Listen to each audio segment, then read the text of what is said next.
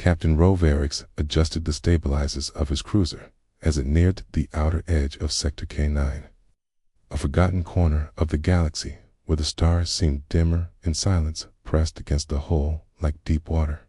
This sector had been handed to the humans nearly 2 decades ago, part of a political gesture by the Galactic Concord scrap heaps of ruined ships, outdated tech, broken AI cores, and mining refuse. Humans were new to the galactic scene, weak and backward by the Concord standards, and offering them garbage was seen as generous, even merciful. Ro had visited the zone once before, years ago, to oversee a disposal drop. Then, it had been quiet humans living in rusted habitats, using old welding torches and arguing in their rough language. But now, as his cruiser approached the coordinates where the human settlement should be, something was wrong. The usual signal beacon was gone. No transmissions echoed from the zone, and all scans returned a thick wall of interference. The asteroid belt that formed the border looked contoured, like parts of it had been moved or hollowed. Ro narrowed his eyes. The command deck was quiet, his crew watching their displays, uncertain. "Run a full scan," he ordered. "Passive only." No signals out. The scanner techs swallowed nervously and nodded. Few seconds passed. Then a warning blinked red on the main screen. "Unregistered power spike," the officer said, deep inside the central asteroid. Ro leaned forward. "XC will feed." The view switched to an external cam as the cruiser floated silently near the asteroid field. One of the larger asteroids designation K947 began to shift. Not drift, shift. Its surface cracked along long, invisible seams, and then it unfolded like petals of a monstrous flower. Beneath it was no mining colony, no scrapyard. It was a hangar massive, deep, lined with dark metal ribs and strange lights pulsing with energy. Then something moved within it. First, it was just shadow, then shape, then detail. A warship unlike anything Ro had ever seen. It was ugly part patchwork metal, part shining alloy, with scars where melted plates had been fused into place. But it was massive, nearly the size of a Concorde dreadnought, and it looked alive. Engines rumbled alive with a deep, unnatural vibration that echoed through space. As the lights along its hull flickered on, a single line appeared on the cruisers. "Comes, testing complete. Launching Warden 1. Ro stood frozen. "Get us out of here," he snapped. Now, but before his navigator could respond, the alien ship vanished. No burst, no flash. 1 second it was there, the next it was beside them, hovering silently, watching. It jumped, without a beacon. The pilot whispered, "Impossible." Ro tried to hail it, but the signal was hijacked. "Ain't." A human voice spoke clearly through every channel. "It's unregistered vessel. This is Earthship Warden. Do not interfere." Then a pulse of energy lanced toward them, not a weapon, but an electromagnetic burst so sharp it cut through shields like paper. Consoles went dark. Lights flickered. Every screen blanked out, except one still, showing the warship rotating, slowly, watching like a predator. Then it vanished again. Gone. The crew sat in stunned silence, only the emergency lights still working. "What did we just see?" someone whispered. Ro's throat was dry. He knew what they'd seen. They had handed humans junk, and humans had turned it into something powerful, something terrifying. They hadn't followed the rules, hadn't begged for help, or licked boots for better tech. They had disappeared into the shadows and built a ghost, a war machine, a statement. Tana, they were back. Ro looked out the viewport, where the stars twinkled, cold and distant. He tapped the manual log recorder, the only thing still working. "Fleet Command," he said, voice shaking. "You're going to want to hear this. Humanity is not what we thought they were." The Galactic Concord was in chaos after Captain Roverix's report, which most dismissed as a system error or exaggerated panic, till the data logs confirmed everything he said. The power levels, the TMP burst, the warship's sudden appearance and vanishing act, all real.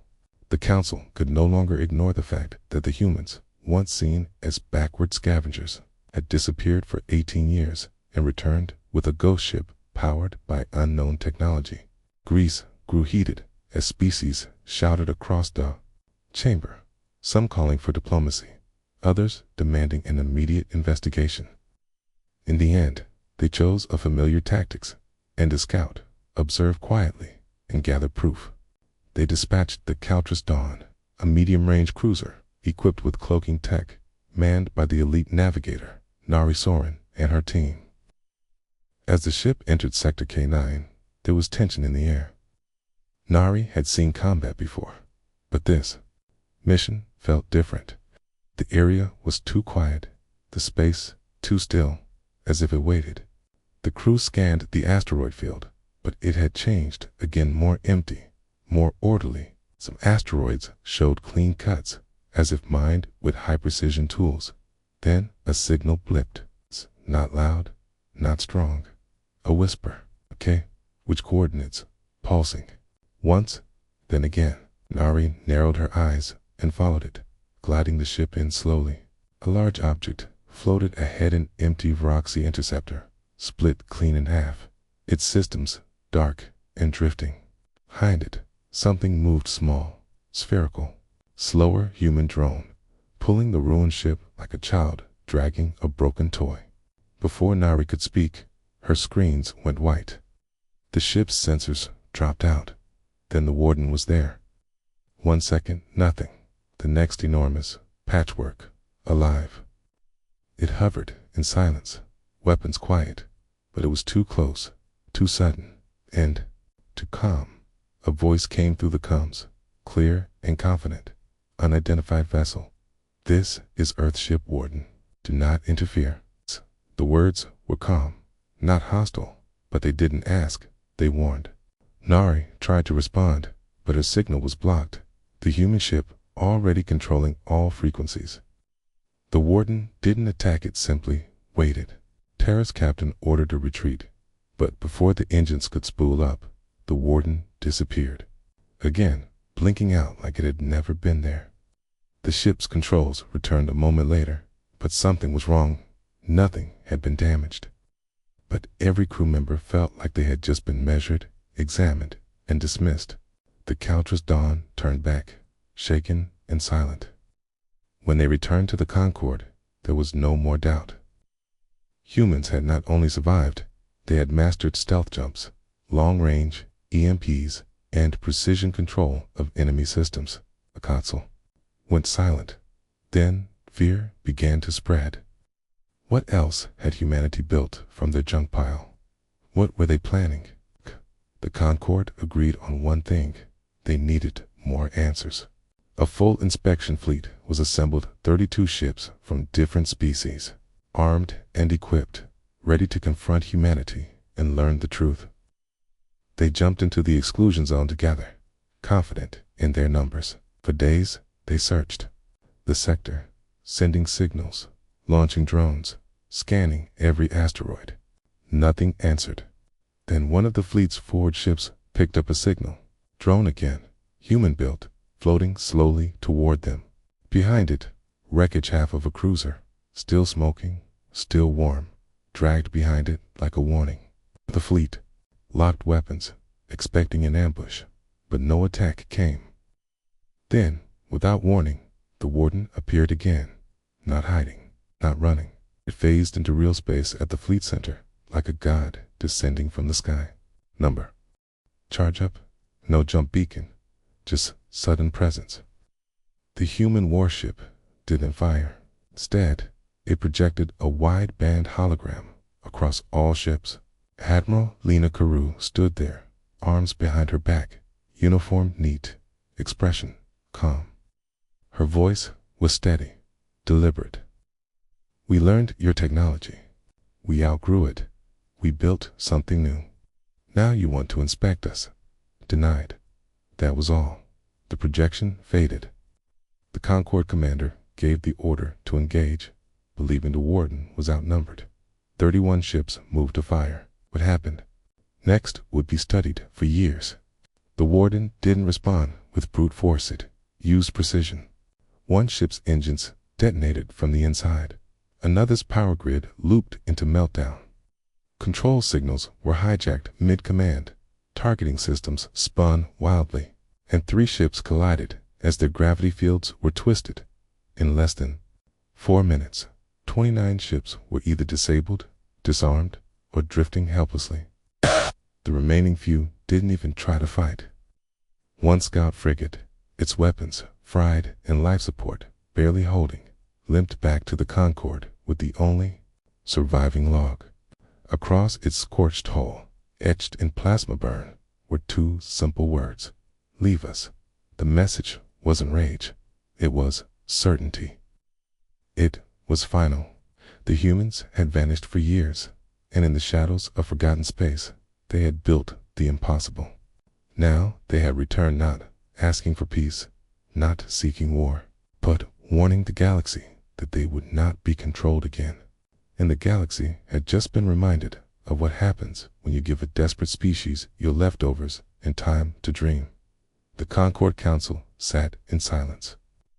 The images from the scout frigate playing on a loop static filled footage of the human ship phasing into the middle of the fleet, 31 vessels locking on, and then total collapse. They had expected a fight, maybe even losses, but not this. Ships had been destroyed without being touched, torn apart from the inside, defenses bypassed like open doors. Only one vessel had returned, and it carried no prisoners, only a message, burned into its hull: "Leave us." The silence in the council chamber felt heavier than gravity. Finally, Chancellor Drevik of the Drael Empire stood and declared humanity a hostile force. They had refused inspection, disabled a peaceful fleet, and demonstrated weapons that threatened the balance of the entire galaxy. Within hours, a new armada was ordered twice as large, made of ships from 6 species, all armed with the best technology known to the Concorde. They called it the Hammer. This time, they would not observe or request, but confront. As the Hammer fleet prepared for departure, engineers reviewed battle data and warnings, but no one truly understood what had happened in Sector K9. Even now, the humans were silent. No transmissions, no threats, just gone, hidden. But the council believed in strength, and the fleet was strong. 80 vessels jumped together into the Terran exclusion zone, weapons charged, shields ready, commanders alert. For 2 days, they saw nothing.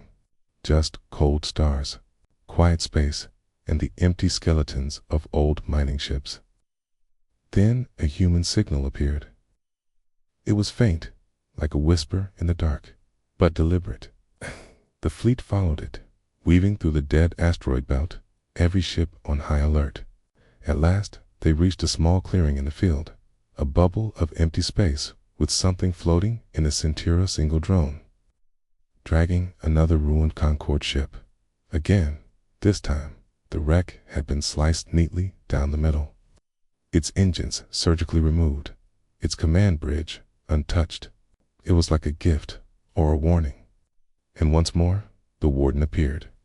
It didn't jump in or phase in this time, it just faded into view, like it had been there all along. The Hammer fleet locked weapons instantly, but before anyone could fire, a wideband hologram blinked to life.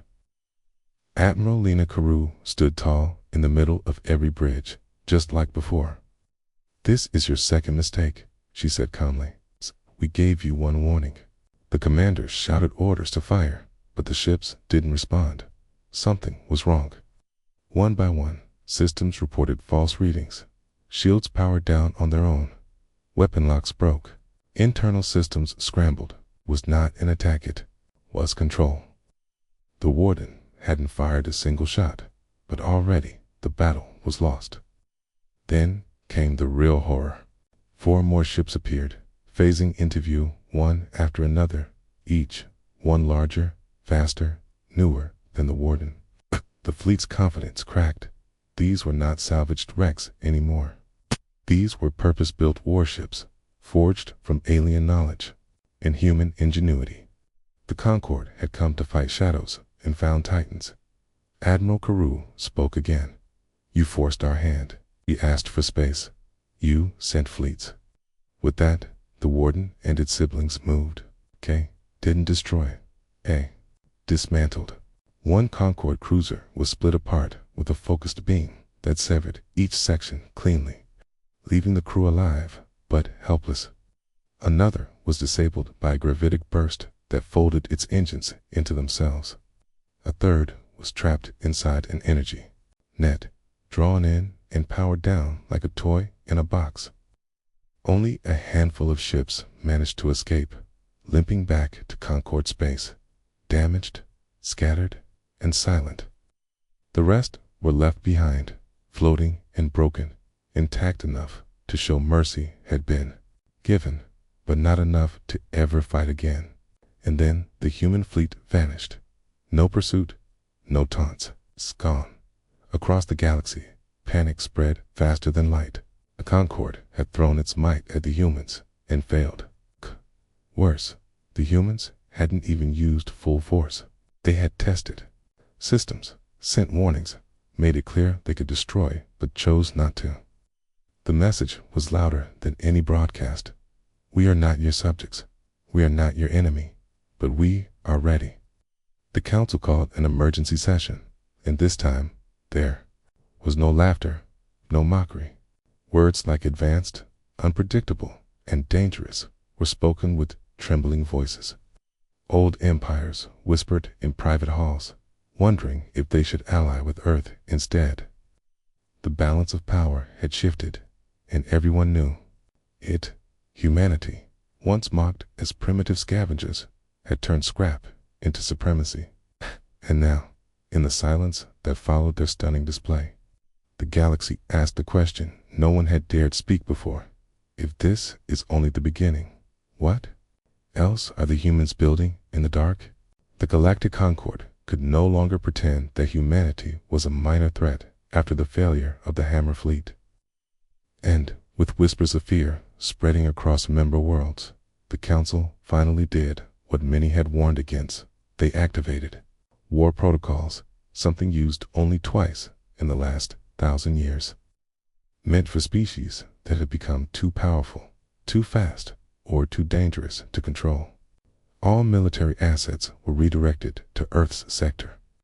All peace negotiations suspended, and special orders were issued to target human communication hubs, supply routes, and any known research facilities.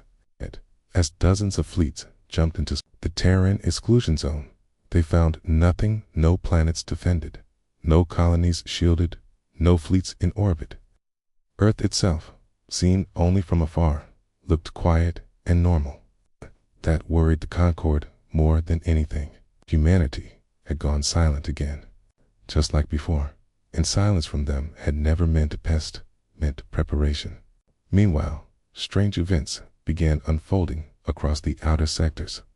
A Concorde supply line vanished during transit, its ships never arriving and no signal sent. To AI cores inside secure storage stations were found blank, their data wiped with perfect precision. Satellite hub that fed into the Concorde's central communication array stopped working. And when an investigation team was sent, they found it completely gutted. No weapons fired, no hull breach, just gone, like someone had walked in and taken it apart from the inside. These attacks were not open battles. Clean, human. Across the galaxy, commanders scrambled to understand how Earth was, operating without visible fleets, but no pattern could be found. Then came the message, projected across 6 different systems at once. Admiral Lena Carew's face appeared, calm and steady as always. "We warned you," she said. "We asked for peace. You declared war. We will not play by your rules. Cool.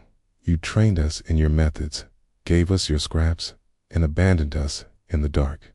We learned, we built, we adapted. Now, we survive on our terms. The message lasted only 30 seconds, but it was enough to send every Concord fleet into full alert. That same day, Warden 2 and Warden 3 were spotted in the Kelvin Drift and the Orcs Expanse 2 sectors, separated by 30 light-years, operating at the same time, disabling dreadnoughts, crippling communication stations, and leaving without a trace. Reports said they used new weapons, one that bent gravity like a blade, another that silenced AI cores in seconds. A week later, Warden 4 was seen leading a fleet of strange ships made from alien designs, vessels not from Earth, but from defecting species who had chosen to side with the humans, seeking safety and a future. They brought their best scientists, old ships, and a desperate belief that maybe, just maybe, humans would protect them. The Concord began to splinter. Small empires pulled away, worried more about survival than unity. Some tried to contact Earth, secretly, hoping to negotiate terms. Others doubled down, increasing military presence near human sectors, trying to look strong even while they feared what would come next. Then Warden 5 appeared. Unlike the others, this one didn't disable. It destroyed. A Concord weapon station built deep into an asteroid was targeted. No warning, no message. Just a blinding flash, and then silence. The asteroid split down the middle, vaporized with precision. Nothing remained. No debris, no trace. The Concord had pushed too far, and now humanity was not just defending. They were proving they could hit back. No one knew where the wardens were built, or how many there were. No scans found shipyards, and no spies ever returned. Earth remained quiet, unchanged on the surface, but the fear of what lay beneath that quiet grew heavier every day. In truth, humanity had become something new, not just a species, but a force. They no longer needed to control territory. They didn't conquer. They disrupted, struck like storms, and disappeared like ghosts. With each new incident, the Concord lost more than ships. It lost confidence, unity, and control. In council meetings, arguments turned to shouting. Some demanded peace talks again. Others wanted to build bigger fleets, but nothing worked because nothing could find the humans before it was too late. The galaxy began to understand that war, as they knew it, was over. This was not war, it was evolution, and humanity had moved faster than anyone could follow. The Concord, now shaken and uncertain, decided to try one final strategy before complete collapse: diplomacy, but this time under their control, not Earth's. A high-level summit was organized on the neutral planet Cyrus. Far from human-controlled space and deep inside a secure Concord sector, 12 dreadnoughts surrounded the planet, each armed with heavy weapons and defensive systems, forming a steel cage in space. Inside the council dome, representatives from over 20 species gathered, sitting beneath a giant, shimmering shield, confident that here, under the eyes of their greatest military force, humanity would finally be forced to listen. A message was sent, formal and cold. Humanity was invited to explain itself and offer surrender in exchange for survival. For 3 days, no answer came. Some laughed, assuming the humans were afraid. Others watched the stars in silence. On the 4th day, a small object entered the system, a single human dropship, unarmed and alone. It did not hide. It flew past the outer guards without interference, landing directly in the summit courtyard. No other ship followed. When the hatch opened, Admiral Lena Carew stepped out, calm and unarmed, wearing a black uniform with no insignia, except the silver line along her sleeve. She walked slowly through the crowd of armed guards and stepped into the council dome, her eyes steady, her voice clear. "You invited us. I came." Her words echoed through the dome, and for a moment, no one spoke. Then Chancellor Drevik stood and sneered. You come alone and expect us to believe your threats. This is your chance to surrender and survive. Lena looked at him without emotion. We do not surrender. We offered peace. You chose war. We do not want your worlds, your fleets, or your rule. We want freedom. You cannot give it, so we will take it by staying out of your reach. Laughter broke out from several corners of the chamber, but it was uneasy. Lena's tone never changed. We do not destroy without purpose, but we will not bow. Try again, and you will lose more than fleets. Slammed his hand on the table. You dare threaten us here? Lena smiled faintly. I don't need to threaten you. With that, she turned and walked out of the chamber. The guards didn't stop her. No one moved. Her dropship rose into the sky and vanished into the clouds. The Concord representatives began shouting, arguing over how to respond. Some called for immediate arrest, others for another fleet. But then, without warning, every dreadnought orbiting Zyrus exploded at the same time. No alarms, no weapon signals, just bright flashes of fire across the sky, visible from the council domes, windows. Everyone rushed outside, staring in horror as wreckage burned in orbit, falling like broken stars. The shield around the dome flickered, then dimmed. The room fell quiet. A single message appeared on every screen, every datapad, every system. Mistake our silence again, and we will show you Earth's full strength. No one knew how it had been done. The ships had the best defenses in the galaxy. They were not supposed to be reachable, but humanity had reached them anyway. Some thought the ships had been sabotaged long ago. Others believed Earth had new technology no one understood. Whatever the truth, the effect was the same. The Concord lost its final wall of safety. Panic spread. On some worlds, citizens demanded their leaders leave the war. On others, small empires and fringe governments declared their independence, no longer trusting the Concord to protect them. One by one, factions began to fall away.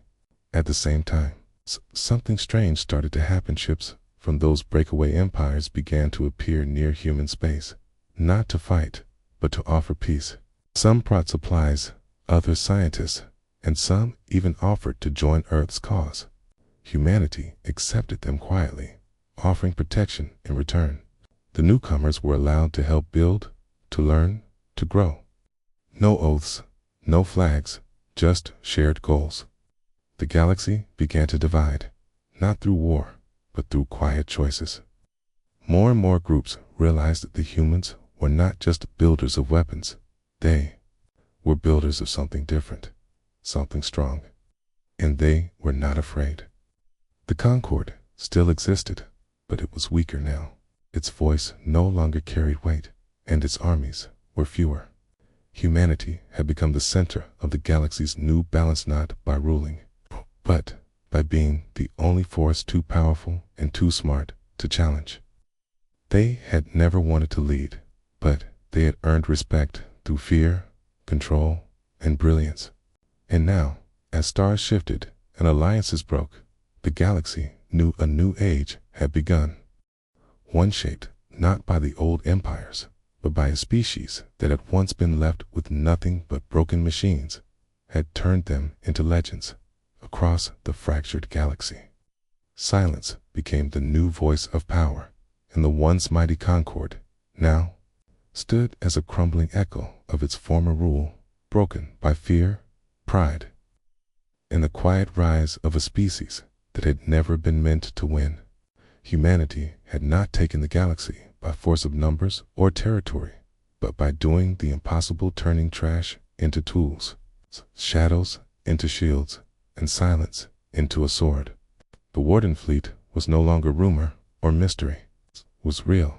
It was growing, and it had become something more than just machines. But even as Concord remnants tried to hold the edges of their power, they knew something else was coming, something they could not stop.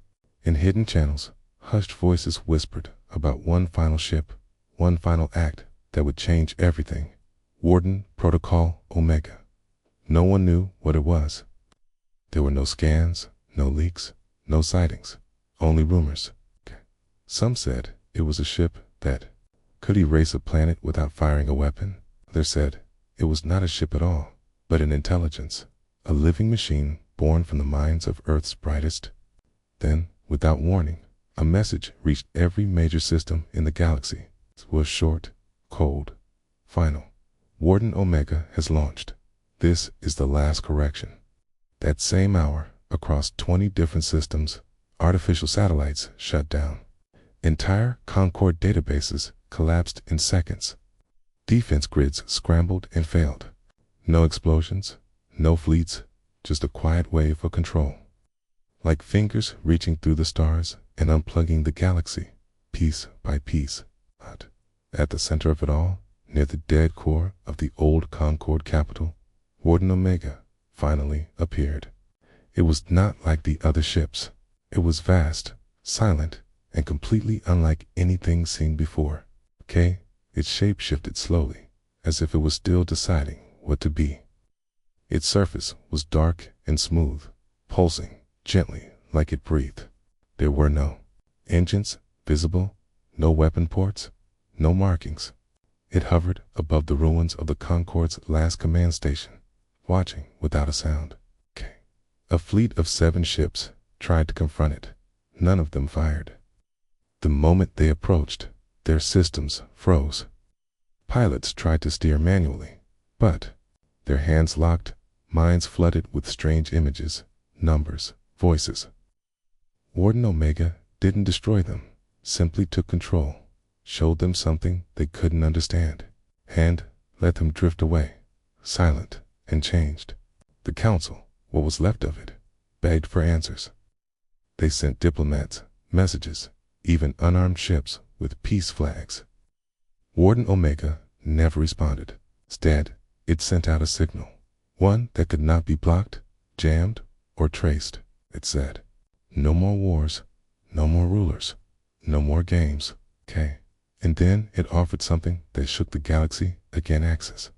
Warden Omega opened a secure channel and invited any species, any leader, any mind that sought peace, knowledge, and growth to connect. Some did, some ran, and some tried to fight it, only to disappear without a sound. Across the stars, change moved like a storm. Old governments fell. New alliances formed.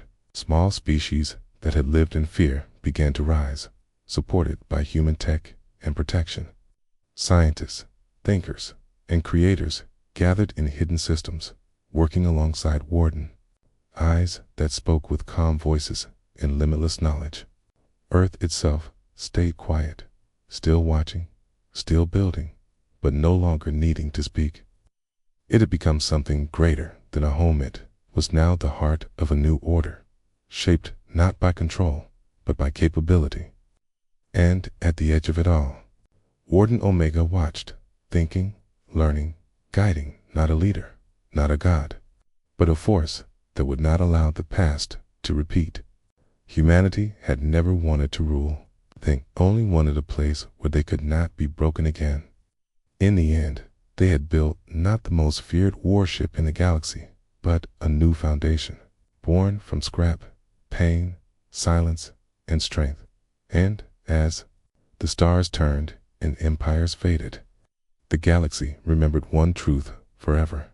You do not give humans broken tools and expect them to remain weak. You give them ruin, and they will give you revolution.